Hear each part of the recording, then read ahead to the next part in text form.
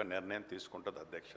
అదే రకంగా మరొక శాసనసభ్యులు మిత్రులు అడిగినట్టు మక్తలు ఆత్మకూరుకు సంబంధించిన దాంట్లో ఆ రెవెన్యూ డివిజన్స్ కావాలని అడగటం జరిగింది. తప్పకుండా గౌరవ కలెక్టర్ గారికి ఆదేశాలు ఇచ్చి ఫీజిబిలిటీ ఏంటో ఒకసారి వెరిఫికేషన్ చేసిన తర్వాత ఫీజిబిలిటీ ఉంటే మటుకు తప్పకుండా దాన్ని పరిశీలించడం జరిగింది అధ్యక్ష.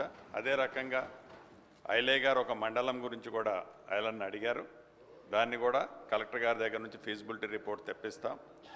దాని మీద కూడా పూర్తిగా పరిశీలించి నిర్ణయం తీసుకోవడం జరుగుద్ది. ఇందాక సోదరిమైన అన్నట్లు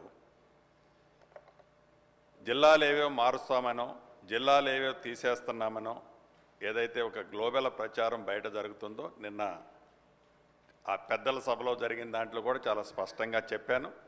మళ్ళీ ఈ సభలో కూడా గౌరవ సభ్యులందరికీ ఏం చెప్పదలుచుకున్నది, ప్రభుత్వ పక్షాన ఏ జిల్లాని ఈ ప్రభుత్వం తీసేయాలని కానీ కొత్తగా ఏదో ఒక జిల్లా ఇవ్వాలని కానీ ఈ ప్రభుత్వానికి లేదు.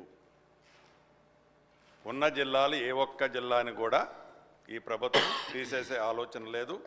ఏవైతే రాష్ట్ర వ్యాప్తంగా ఇప్పటి వరకున్న 33 జిల్లాలు కానివ్వండి, 76 మండలాలు కానివ్వండి, 621 మండలాలు కానివ్వండి, 76 డివిజన్లు కానివ్వండి, రెవెన్యూ డివిజన్స్, ఆ డివిజన్స్ యాజ్ ఇట్ ఈజ్గానే కంటిన్యూ అవుతాయి.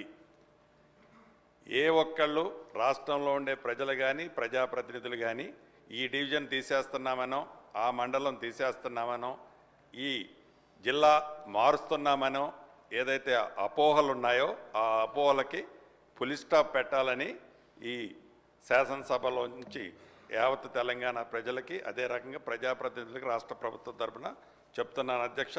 అదే రకంగా ఇందాక చెప్పినట్లు ఏవైతే 11 రెవెన్యూ డివిజన్స్కి సంబంధించిన ప్రపోజల్స్ వివిధ స్థాయిల్లో ఉన్నాయో వాటిని కూడా ఫీజిబిలిటీస్ని బట్టి ఆల్రెడీ 4 జారీ ప్రాథమికంగా ఆల్రెడీ నోటిఫికేషన్ ఇచ్చాం. ఒకటి కలెక్టర్ గారి దగ్గర నుంచి ఫీజిబిలిటీ వచ్చింది. మిగిలిన 6 కూడా కలెక్టర్ గారి పరిధిలో పరిశీలనలో ఉన్నాయి. వాటి మీద కూడా తప్పకుండా చర్యలు తీసుకుంటాం. Thank you. Collector. Question number 477 deputy CM గారు ఇంకా రాలేరు.